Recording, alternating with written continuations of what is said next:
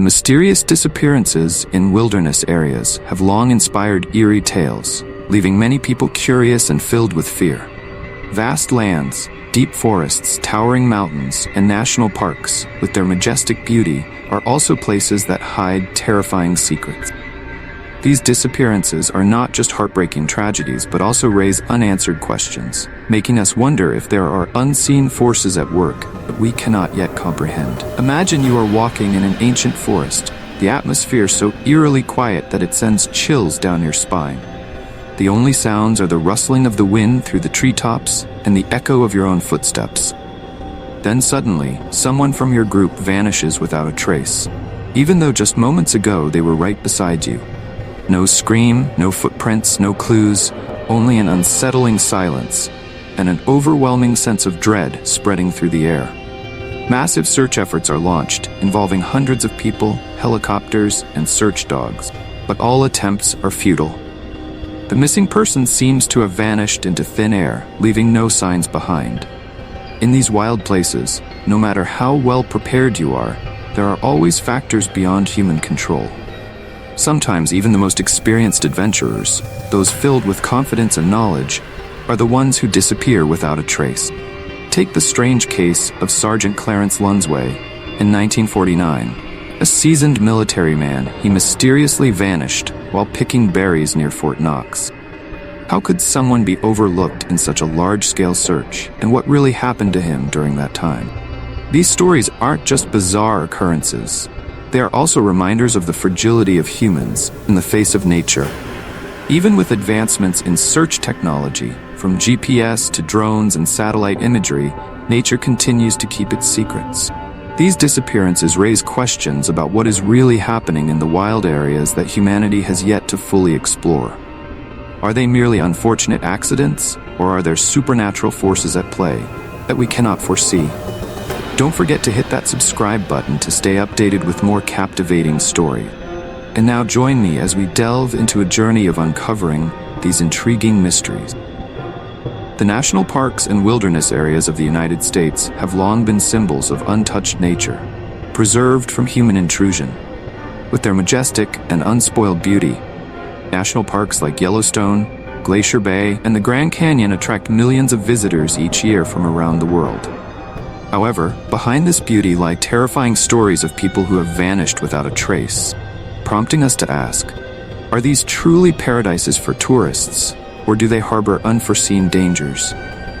Disappearances often occur in vast, remote areas with rugged terrain, making search and rescue operations extremely challenging. Complex landscape, unpredictable weather, and the presence of wild animals can all contribute to the disappearance of victims. Yet, in many cases, investigators have been unable to find any clues, even with the most modern search method. The complete disappearance of explorers and tourists in these wild lands has led to legends and myths about these mysterious places. One such case is the disappearance of Clarence D. Lunsway in 1949, Fort Knox. Clarence D.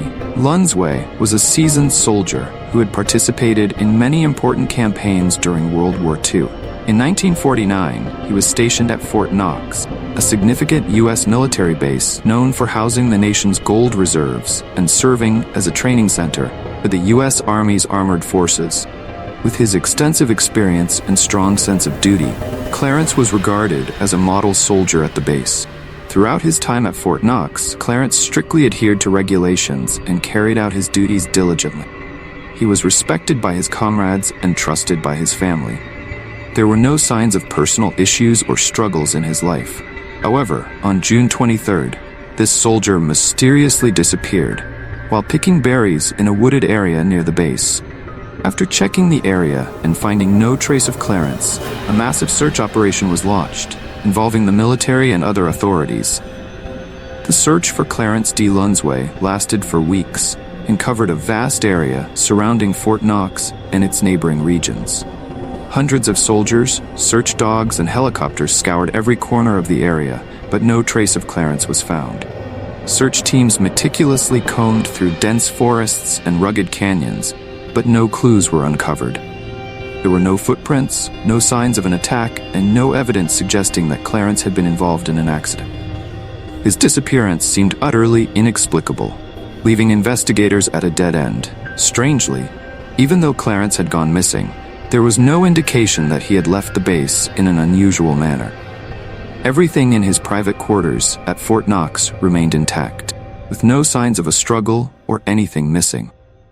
This added another layer of mystery to the disappearance. As if Clarence had intended to escape or leave the base, he would have likely taken at least some personal belongings with him. 2 years after Clarence D. Lunsway vanished, in 1951, a group of hikers accidentally discovered a human skeleton in a forested area about 50 miles from Fort Knox. After an examination by the authorities, it was confirmed that the remains were indeed Clarence. However, notably, the skeleton showed no signs of a wild animal attack or any form of violence, and there was no evidence suggesting that Clarence had been murdered. The area where Sergeant Clarence was found was a remote training field near Fort Knox, where recruits were conducting outdoor exercises. I would love to know how this location relates to where his car was found and the spot where he had been picking berries. The autopsy revealed no signs of struggle or injury, suggesting no foul play. This is when Captain Joseph Schneider, public information officer, revealed something odd. He mentioned that the area where the body was found had been searched by several thousand troops when Clarence first went missing 2 years ago. It wasn't just a handful of people. It was thousands of searchers who had combed that exact spot without finding him, not to mention the search dogs and aircraft overhead. It seems to me that Sergeant Lunsway may not have been in that area during the initial search. How could he have been missed by thousands of searchers and well-trained dog teams? How did the dogs fail to pick up his scent in the very area he was supposed to be? Am I missing something, or isn't that just outright strange? Captain Schneider seemed to think it was odd as well. This search didn't abruptly end either. He went missing on June 23rd, and there were still thousands of boots on the ground searching through late August, possibly even beyond that. What happened to Sergeant Lunsway that day? Where did he go? And what do we mean by saying he probably passed away due to natural causes? It seems entirely unreasonable to suggest that this man could have evaded over 10,000 searchers, dog teams, and aircraft for at least 2 months. Unfortunately, the paper trail goes cold after this, and there doesn't seem to be much follow-up. What do you make of this case? Many theories have been proposed to explain the disappearance of Clarence D. Lunsway, but none of them are entirely convincing. One of the most popular theories is that Clarence may have become disoriented and wandered deep into the forest, where he couldn't find his way back. However, given his military experience, it's hard to believe that Clarence could have made such a critical mistake. Some people suggest that Clarence might have had an accident or gotten trapped in a dangerous area and was unable to escape. However, this doesn't quite explain why no trace of him was found during the initial search. Moreover, there were no signs indicating that he had tried to call for help or left any clues for the rescue teams. Additionally, there are some theories that Clarence could have been kidnapped or attacked by a group of strangers. However, there is no concrete evidence to support this theory, and those who knew Clarence affirmed that he didn't have any enemies or conflicts with anyone. The idea that he could have been kidnapped without any signs of a struggle is also puzzling. Others have speculated that Clarence may have encountered a mysterious phenomenon, such as a space-time anomaly or some supernatural intervention.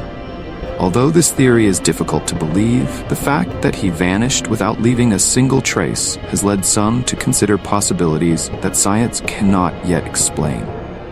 Clarence D. Lunsway's disappearance and the discovery of his body in an unexpected location have become one of the major mysteries within the U.S. military.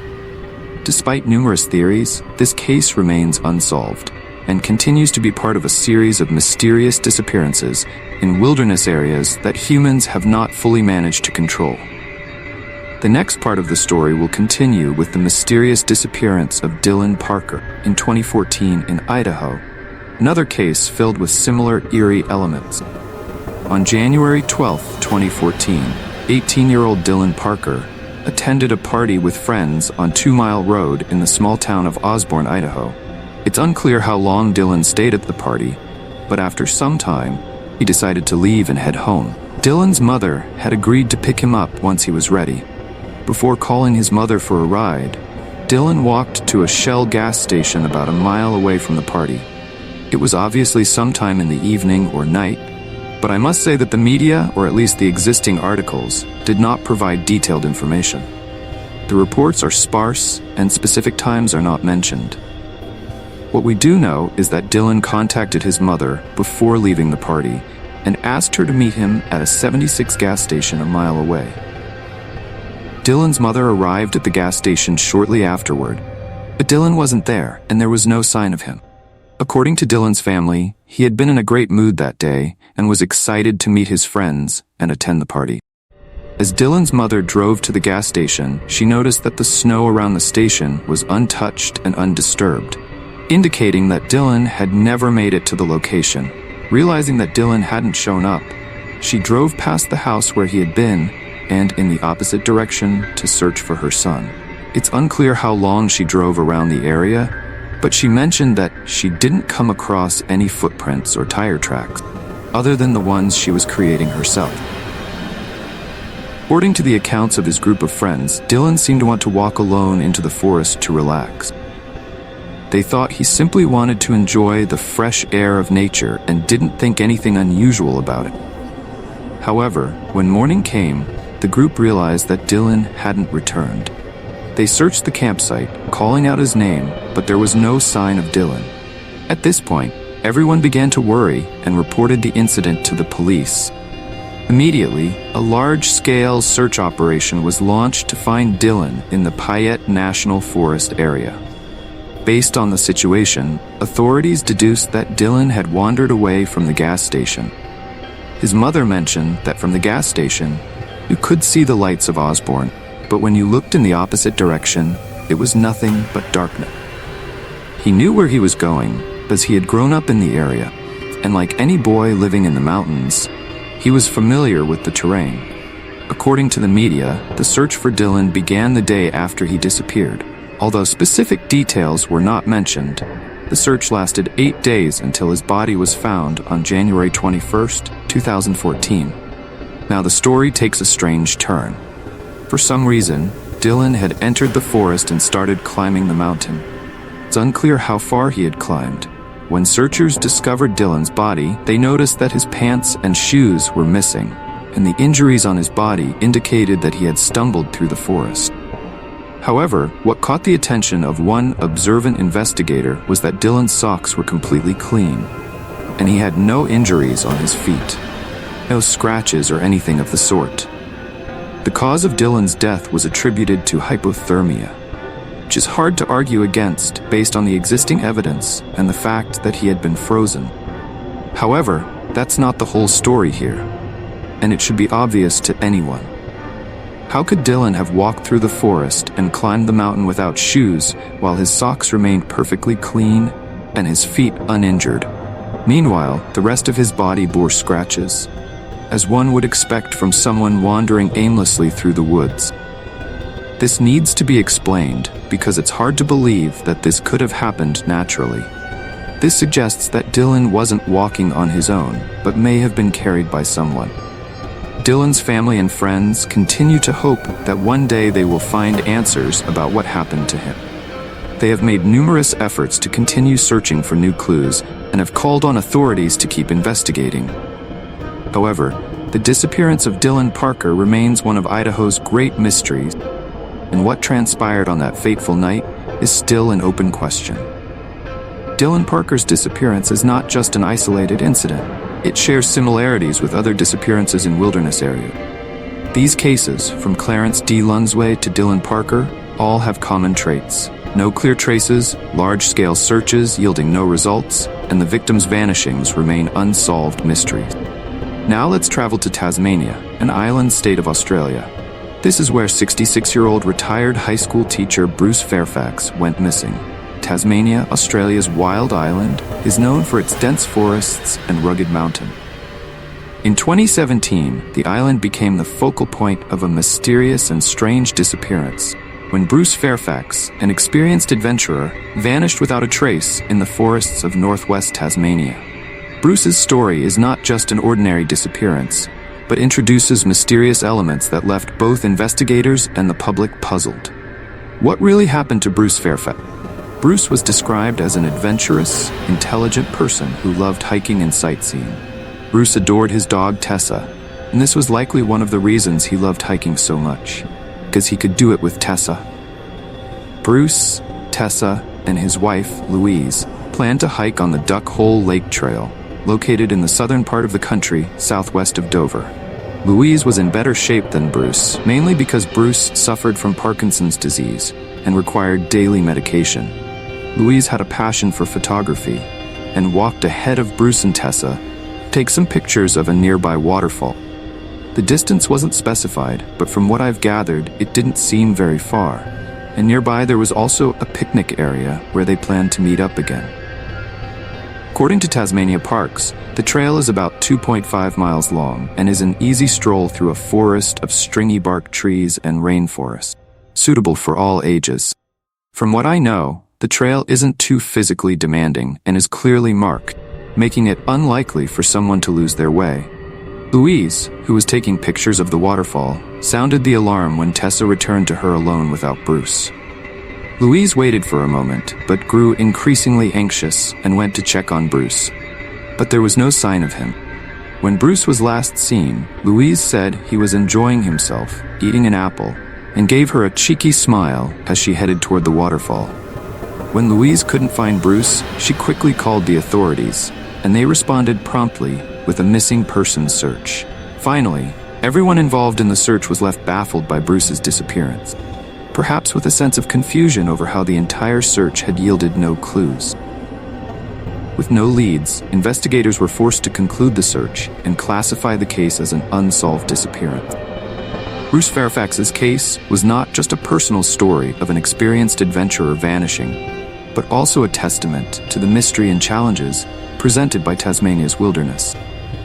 Its dense forests, rugged mountains, and unexplored lands still hold secrets that humanity has yet to unravel. Tasmania has long been known for its legends and folklore surrounding mysterious occurrences in its forests.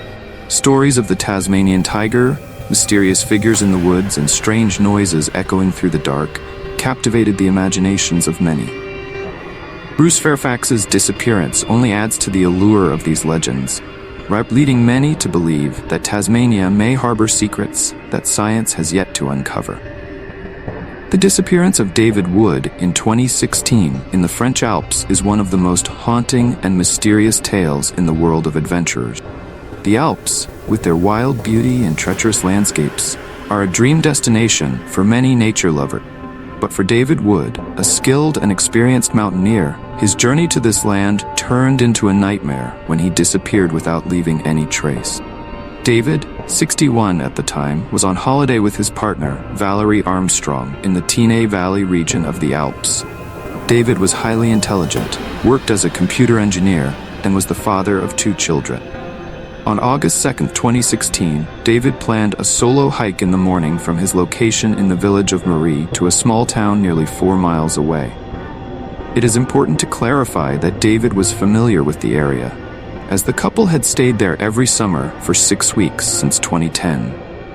While David was generally in good health, he did suffer from mild hypertension, but in preparation for his holiday, he hiked daily to improve his fitness. The hike that David had planned seemed to be a popular one, not overly demanding on the body, offering stunning views, which likely explained its popularity. The route passed through a valley alongside a nearby river and forest. This is when things started to get strange. The hour had passed since David set off, and Valerie called his mobile to check on him. He said he was enjoying the hike and everything was fine, and that he was on his way back, approximately 30 minutes away. After this time passed, David still hadn't returned, so Valerie called again. David said he was tired and had sat down to rest, but maintained that he was about 30 minutes away. This was the last anyone heard from David. All calls afterward went unanswered. Valerie stated that he was supposed to be back by 2:30 p.m., as he had a conference call scheduled and needed to be home. It was completely strange that he had gone so far. After David failed to return and did not answer his phone, Valerie reported his disappearance to the local authorities. The police arrived promptly, accompanied by helicopters, search dogs, and hundreds of volunteers who joined the search. A couple on a motorbike had seen David on the path he was hiking. He had stopped and asked them for directions to Marie. The couple said he was going the wrong way, so they pointed him in the right direction. They mentioned that David appeared very confused.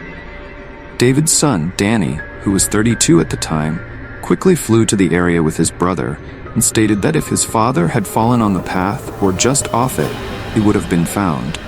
Danny added that the nearby forest was very dense, and although David was a curious person, he wouldn't have put himself in unnecessary danger.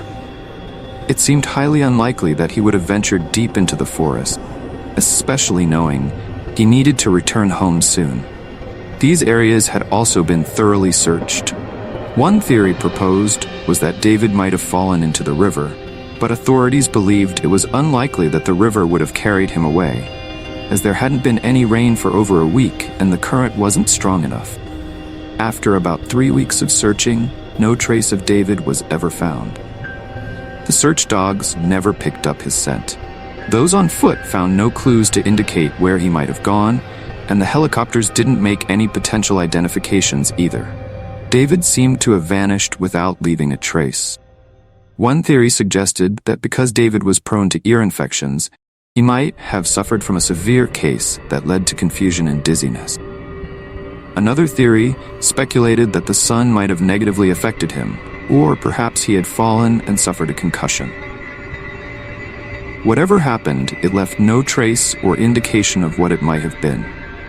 The story of David Wood is just one of many mysterious cases in wild lands humanity has yet to fully explain. Questions such as, what happened to David Wood, and could he have encountered some mysterious factor that we still don't understand, remain unanswered. The Alps, with their wild beauty and inherent challenges, are not only places to admire, also lands full of potential dangers. David Wood's disappearance only adds to the mystery and challenges of this region. Grand Canyon National Park, one of the world's most famous natural wonders, attracts millions of visitors each year, but it is also the site of several mysterious disappearances. One of the most chilling cases is the disappearance of Andrew Brunelli in 2009. Andrew Brunelli, 43-year-old experienced hiker, disappeared in Grand Canyon National Park in early September 2009. Andrew was an intelligent man, born in upstate New York on June 30, 1966. He later attended North Carolina State University in Raleigh and earned a Bachelor of Science degree in computer science. Continuing the story of mysterious disappearances is the case of Thomas Siebold, 2012. Thomas Siebold, 31 years old, living in Three Rivers, Wisconsin, planned a trip to Alaska. He had taken 6 months off from work and began his journey in June of that year. Thomas had years of experience in survival training and enjoyed spending time in the wilderness, hiking, camping, and enjoying nature. Originally from Germany, Thomas had spent the previous 6 years, starting in 2007, teaching and training at the Three Rivers Drum Outdoor School, a survival school specializing in Native American values and techniques, ranging from shelter construction to hunting and gathering. The founder of the school and the teachers described Thomas as a capable individual, highly experienced, and a wandering spirit. The Sitka Sentinel reported that Thomas had planned to stay in the Northwest Alaska wilderness until October and had booked a flight home to Wisconsin. He never showed up for that flight. Thomas first arrived at an Alaska Native fish camp in southeast Alaska before heading north. He then traveled to the village of Ambler in northwest Alaska in September and hiked to a cabin about 30 miles along the Ambler River. This area is located in the gates of the Arctic National Park, known for its mountain ranges with sharp cliffs and glaciers. According to National Geographic, the park lies entirely above the Arctic Circle, spanning the Brooks Range, one of the northernmost mountain ranges in the world. On September 27th, Thomas said goodbye to the woman and her 13-year-old son after they had paddled down to her fish camp, and he mentioned that he planned to return to the cabin. Thomas wanted to return to the cabin because he had planned to hike 25 miles to Kobuk in October and was supposed to contact someone by November 11th. However, when Thomas failed to check in with that person, he was reported missing to the authorities. Thomas also didn't show up for his return flight to Wisconsin on November 15th. Even though he had extensive experience with harsh weather conditions, such as camping alone in -32 degrees Celsius in Norway, Thomas left no trace behind. Alaska authorities conducted aerial searches, found no signs of Thomas. They located his cabin and landed nearby.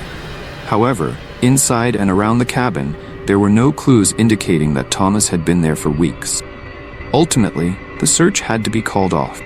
Reports indicated that Thomas had written in his journal on October 7th, stating that he was preparing for a several-day exploration. However, there was no further information about where he had gone. The search covered an area of more than 3,500 square miles, but no trace of Thomas or any signs of an animal attack were found.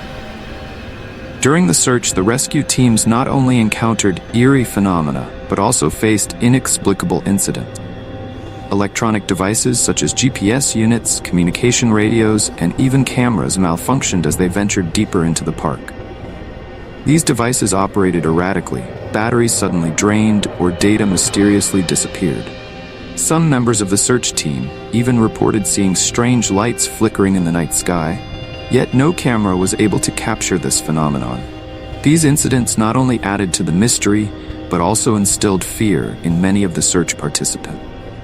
It seemed as if the area did not want to reveal its secret, and venturing further into this land only made the strange occurrences more apparent. Some members of the search team had to abandon their mission due to growing feelings of fear and unease. Despite months of searching and investigation, no trace of Thomas Siebold was ever found. His disappearance became one of the greatest mysteries of the gates of the Arctic National Park, and what really happened to him remains an unanswered question.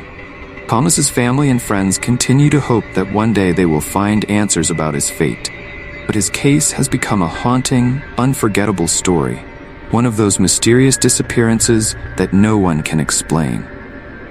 At this point, we will conclude with a disappearance that took place on the border between India and China. Specifically, this incident occurred on Mount Nun, located in the Kashmir Himalayas. To be honest, I wasn't sure whether to talk about this case because the more I read, the more confusing the reports became. And in the end, I had no idea what actually happened. Let's take a look. Thomas Murch was an American geologist and planetary scientist. He was a professor at Brown University in Rhode Island and had held that position from 1960 until his disappearance in 1980. Thomas had indeed led an interesting and adventurous life, from being an active member of mountaineering clubs to serving in the South Korean military as an artillery officer. After that, he returned to the US, where he earned a PhD in geology. However, Thomas disappeared on October 6, 1980, while descending Mount Nun. According to AmericanAlpClub.org, Thomas died on October 6, 1980, the age of 49, while descending from the summit of Mount Nun in northern India, following a bivouac at over 21,000 feet with two former students on an expedition that he initiated and led. He was last seen on the morning of the 6th on a precarious ledge at the bivouac site on the steep northwest face of the mountain, after a fall the previous day and the loss of a necessary crampon to continue the descent. When one of his two companions, Tom Burnett, returned that evening with a spare crampon, Thomas was gone, and only his ice axe remained. Based on this information, it seems that Thomas had fallen on the 5th while descending the mountain, which left him stranded on a dangerous ledge. Due to the fall, he lost a crampon, which meant he couldn't descend the rest of the way. Thomas's two companions likely tried to help with the situation, but ultimately, Tim had to go back to retrieve another crampon because Thomas couldn't descend with just one. When Tim returned on the evening of the 6th, Thomas was gone, and only his ice axe remained on the ledge. I'm certain that there are many complex factors here that we can't fully grasp from this description. What was the second companion doing during this time? Clearly, he didn't stay with Thomas. So, did he go along with Tim? this isn't clarified at all. Once again, we probably have to assume that there are complexities we can't fully understand. On October 28, 1983, the Galveston Daily News reported the following. New Delhi, India. 2 Polish climbers discovered the frozen body of an American climber who went missing 3 years ago near the summit of a Himalayan peak. The Indian Mountaineering Foundation said on Thursday that Thomas Murch, 49, sustained a head injury while climbing the 23,000-foot Mount Nun in India's Lak region. He disappeared after his 2 companions descended to seek help. Foundation reported that the 2 Polish climbers, Boiling Agres and Pilo Jersey, found Murch's body about 660 feet from the summit. His backpack was still securely strapped to his shoulders. Climbers stated that they were unable to bring Murch's body down from the mountain, but took several photographs to identify the victim and the location where he was found. Murch, a geology professor at Brown University, was on leave to work for NASA. He fell into a crevasse while descending the mountain on October 5th. His 2 companions pulled him out, but he was unconscious and they left him in a temporary shelter to seek help. When they returned, Murch had disappeared, and they theorized that he had regained consciousness, attempted to descend on his own, and fell a second time. What happened with the press reports from 3 years earlier when they claimed that Thomas's body had been taken to Kargil? Was that simply misinformation? And if so, why was it fabricated? Or did they find a body they believed to be Thomas's, but it actually wasn't him? This really couldn't have been any other kind of mistake, because the difference between having a body and transporting it versus having no body at all is perhaps one of the most easily distinguishable things that can ever happen. The reports never indicate what kind of search was organized for Thomas, but I think we have to assume that there was some effort, given that the authorities were aware of the incident and it was being reported by the press. This news report also clarifies that the second companion did accompany Tim to seek help.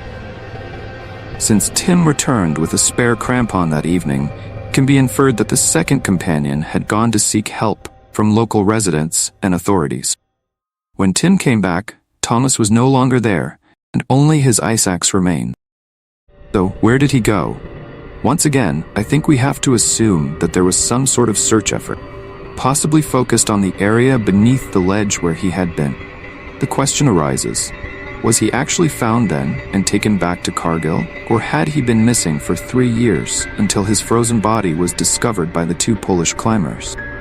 And if he had indeed been missing for 3 years, how could this have happened? And why was false information reported? What really happened to Thomas Murch? Did he simply fall a second time from the ledge that day? And if so, why was he not found afterward? Or was he found and taken to Kargil? Or was he truly missing for the following 3 years? Reflecting on these mysterious disappearances in the wilderness, we cannot help but feel the eerie atmosphere that surrounds these stories.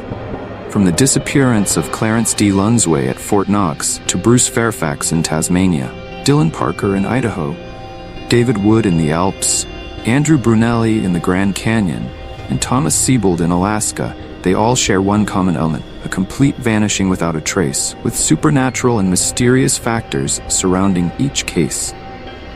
However, these disappearances are only the tip of the iceberg, as many other stories worldwide left people bewildered, frightened. My goodness, you'll have to share your thoughts on this one. What really happened here? When someone vanishes without a trace, various theories are put forth to explain the disappearance. Some theories focus on natural factors like accidents, wildlife, or harsh weather conditions. However, in many cases, there is no evidence to support these theories, which opens the door to stranger speculations. One of the most popular theories is that the victims encountered supernatural phenomena, such as altered space-time dimensions, alien abductions, or entities from other worlds. These theories might sound far-fetched, but they captivate many because no other explanations seem to account for the complete disappearance of the victim. Additionally, some people believe that wilderness areas could be hotspots for supernatural events, where the natural laws of the universe are disrupted. Could it be that places like the Grand Canyon, Alaska, or the Amazon rainforest contain portals to other worlds that humans have yet to discover? These questions not only pique curiosity, but also make people ponder what might truly be happening in regions where science has yet to fully explore. Although these disappearances are filled with sorrow and tragedy, they also capture the attention of many due to the allure of the unknown. Humanity has always been fascinated by what cannot be explained, and stories of people vanishing in wilderness areas have become the inspiration for numerous works of literature, films, and television shows. These stories not only spark the imagination, but also raise questions about the limits of human understanding. Are we living in a world that still holds vast secrets yet to be uncovered? These disappearances have ignited discussions about humanity's ability to confront phenomena that science has yet to explain, and whether we might be underestimating what nature can bring forth. Thank you for watching. If you liked this video, please give it a thumbs up and subscribe to the channel. If there's a specific disappearance or area you'd like me to discuss, feel free to leave a comment below.